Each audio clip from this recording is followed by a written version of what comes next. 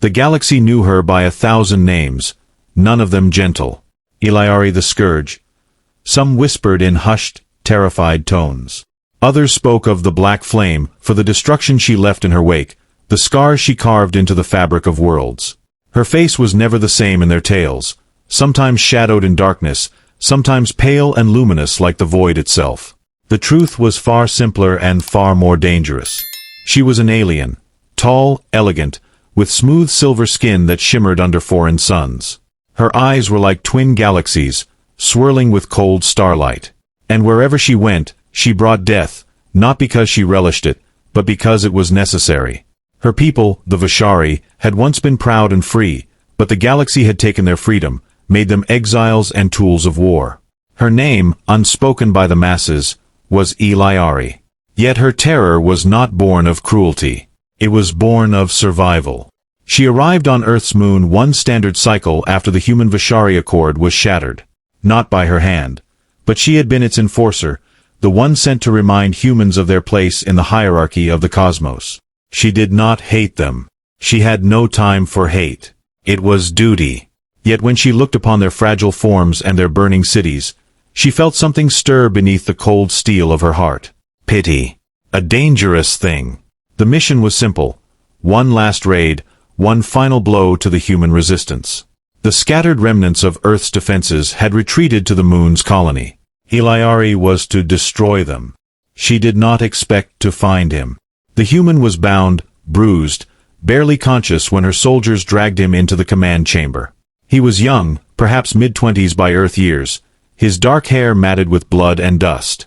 There was defiance in his eyes, even as he struggled against his restraints. Eliari tilted her head, watching him with the detached curiosity of a predator regarding its prey.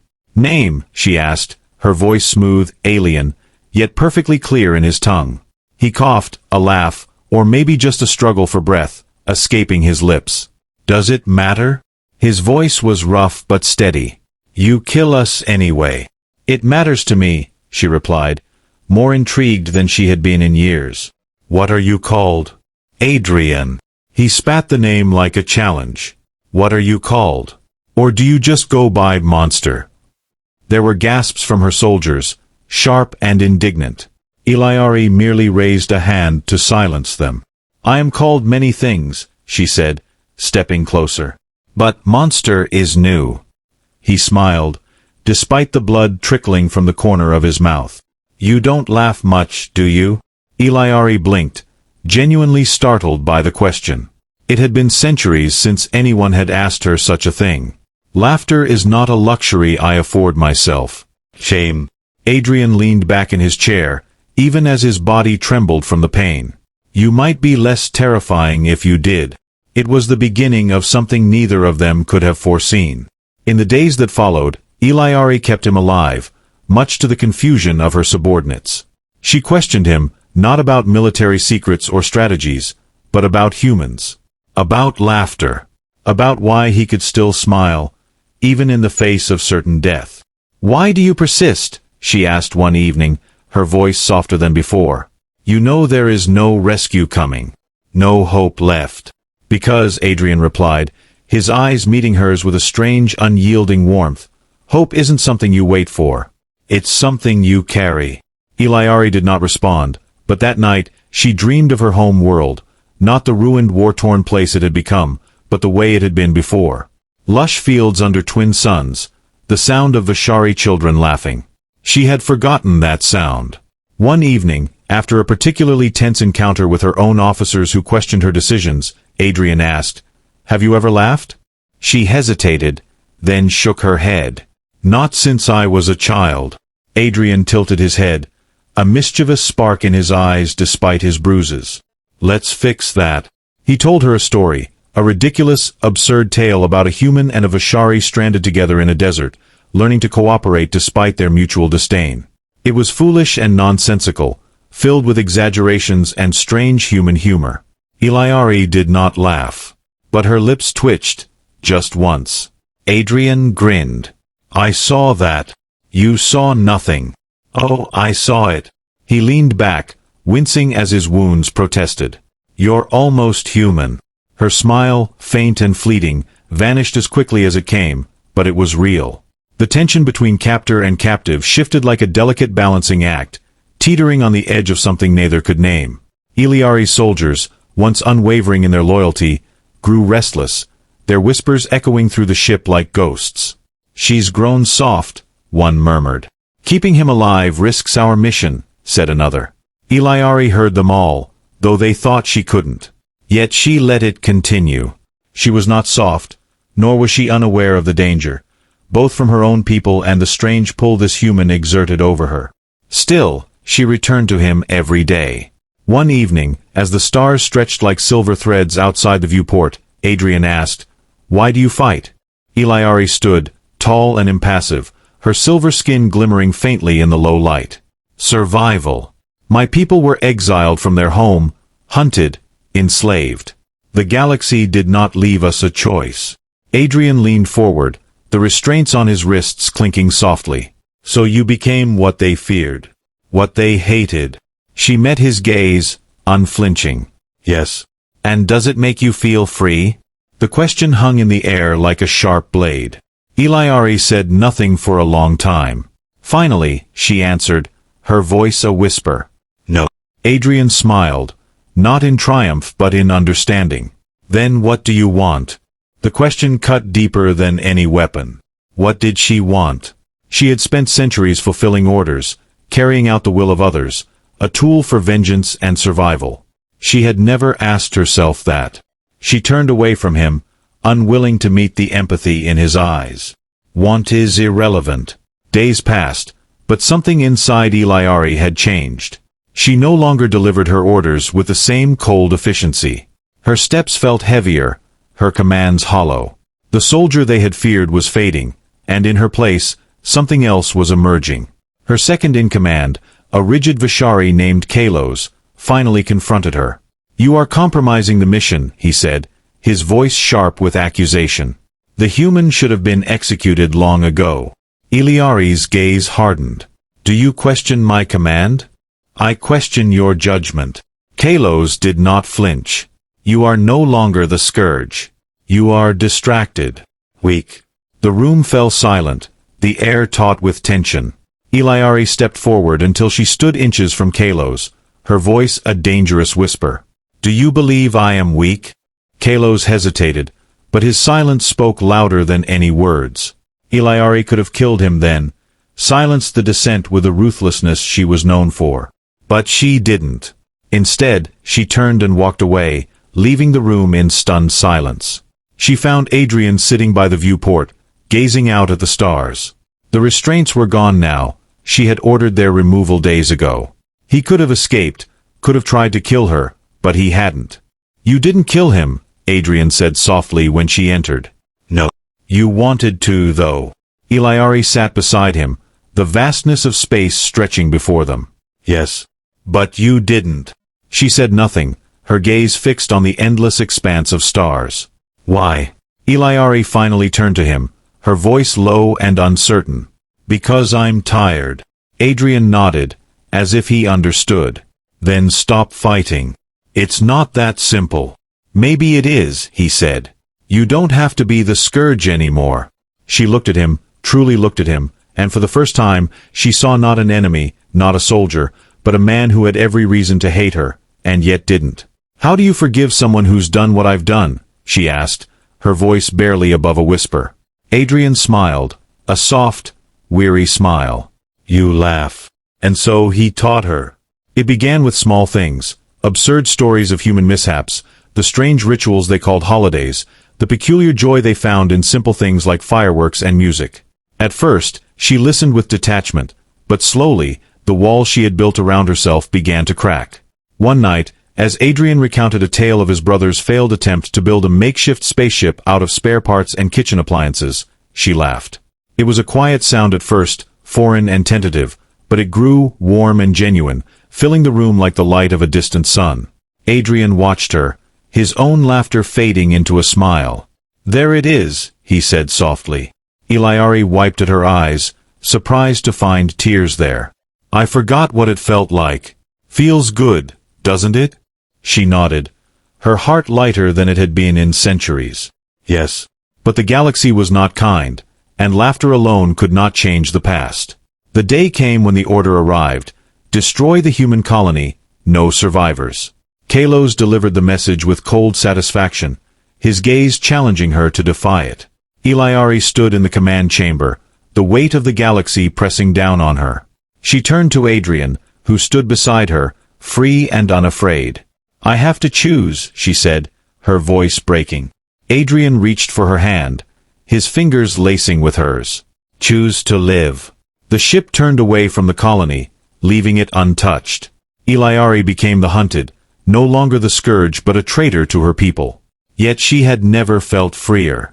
For the first time, she was not a weapon. She was something else. Something new. And she laughed. Turning her ship away from the colony marked only the beginning of their true struggle. The Veshari fleet would not ignore her treachery. Within hours, the comms lit up with the cold fury of command. Warnings, threats, promises of annihilation. Kaelos stood at the bridge, silent and fuming. When Eliari finally turned to him, her voice was steel. You can leave, Kaelos. I won't stop you. His eyes burned with betrayal. You have doomed us all. Perhaps, she replied softly. But I will not be their weapon anymore. Kaelos lingered for a long moment, torn between loyalty to his commander and loyalty to his people. Finally, without a word, he turned and left the bridge. Others followed, more out of fear than faith. Eliari watched them go, her expression unreadable. Adrian stood beside her, his voice quiet. They'll come for you. They always do, she replied. He studied her, the silver shimmer of her skin under the dim lights, the weight she carried. And what will you do? Eliari looked out at the stars, her gaze distant. Whatever it takes. The Veshari fleet found them 2 days later, deep in the shadow of a dying star. Eliari's ship, once a symbol of destruction, was now battered, its weapon systems failing, its crew reduced to those few who chose to follow her into exile. Adrian stood by her side as the enemy's signal crackled through the comms. Eliari, the voice said, cold and formal. It was the voice of the Veshari admiral, one of her former superiors. You have betrayed your people. Surrender, and you may yet earn mercy. Eliari's fingers tightened around the edge of the console. Mercy, she repeated, her voice calm but edged with bitterness. How generous. You cannot win. You are outnumbered, outgunned. Your crew will die for nothing. Adrian leaned closer, his voice low. We have one advantage. Eliari glanced at him, her expression wary.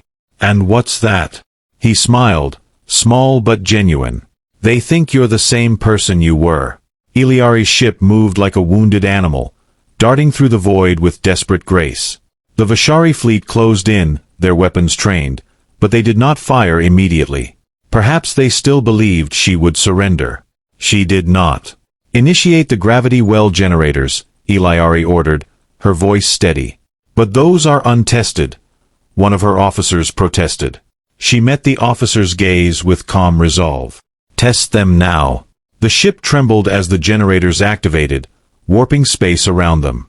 The star at the system's heart, a massive red giant, began to ripple, its surface swelling and twisting in response. Adrian's eyes widened. What are you doing? Changing the game, she replied. The gravitational disturbance threw the Veshari fleet into disarray. Their formation broke as they scrambled to adjust, their ships caught in the pull of the star's fury. But Eliari's ship was ready, its course set for a narrow escape corridor.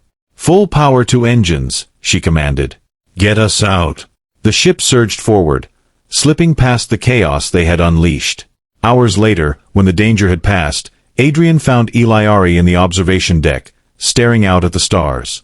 You saved them, he said quietly. The colony, your crew. Even the ones who betrayed you. She nodded, her expression unreadable. I don't want to be what I was. You're not, Adrian said, stepping closer. You're something better. For a long moment, they stood in silence, the vast expanse of space stretching before them. Then, softly, Eliari laughed. It was a quiet, almost fragile sound, but it held a warmth that had not been there before. Adrian smiled. What's so funny?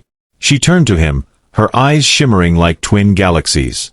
I never thought freedom would feel like this. He tilted his head. And how does it feel? She took a deep breath, letting it out slowly. Like I've finally learned how to live. And together, they watched the stars, no longer enemies, no longer bound by the past. They were free. The stars stretched endlessly before them, silent witnesses to their journey. Eliari's ship drifted in the void, far from the reach of the Veshari fleet, yet the weight of what she had done pressed heavily upon her. She had betrayed her people, defied her orders, and abandoned the path she had walked for centuries. Yet for the first time, she felt alive. Adrian leaned against the observation window, his face lit by the soft glow of distant starlight. So, he said, breaking the silence, what now? Eliari tilted her head, considering his question. I don't know. Adrian chuckled. You always seem like you have a plan. She allowed a small smile. Not this time. He watched her, his expression softening. You don't have to do it alone, you know. Eliari looked at him, truly looked, and saw not the enemy she had once been sent to destroy, but a companion who had chosen to stay.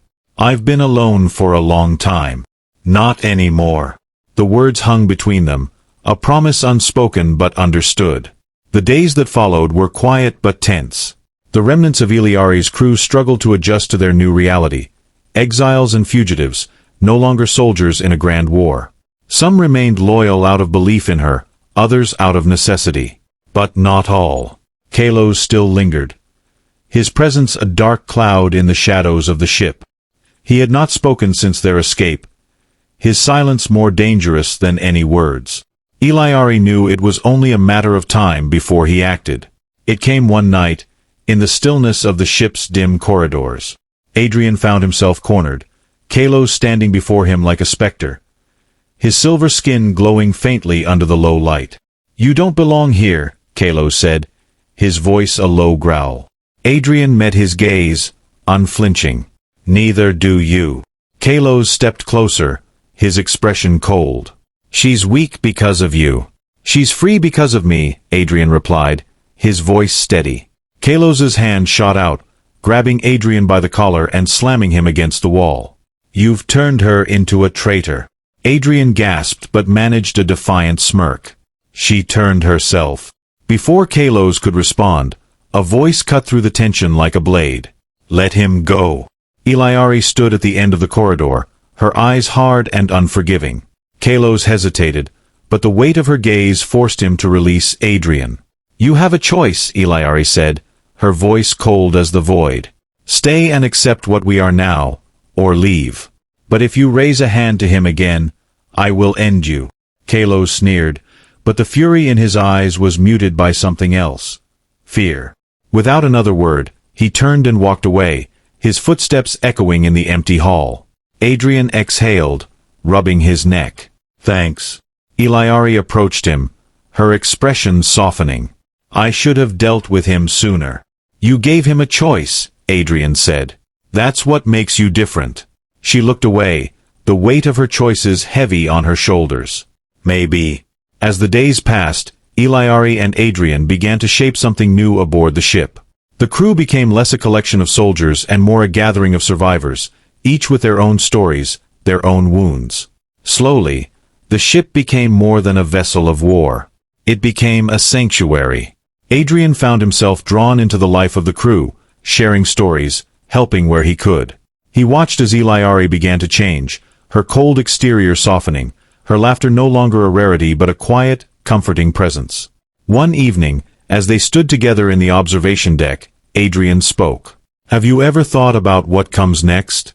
Eliari sighed, her gaze distant. I don't know if there is a next. There is, Adrian said, his voice gentle. We just have to decide what it looks like. She turned to him, her eyes filled with something he couldn't quite name. What would you want it to be? He smiled, small and genuine. Peace. Eliari's expression softened, a rare warmth in her voice. Peace is a fragile thing. Then we'll protect it, Adrian said. Together. She nodded, and for the first time in centuries, Eliari allowed herself to hope. Weeks later, a transmission arrived, a faint, broken signal from the edges of known space. It was human. Adrian stared at the console, disbelief in his eyes. "It's from Earth." Eliari frowned. "I thought the colonies were isolated." "They are," Adrian said. "Or they were." The message repeated, a voice pleading for help, distant but unmistakable. Eliari's gaze hardened. "It could be a trap. Or it could be someone who needs us," Adrian replied. She hesitated, the weight of her past pulling at her. But then she looked at Adrian, saw the hope in his eyes. "Set a course," she said, her voice steady. "Let's find out." As the ship turned toward the unknown, the stars stretched before them once more, a future unwritten, a story waiting to be told. Together, they would face it. Together, they would laugh in the face of the void.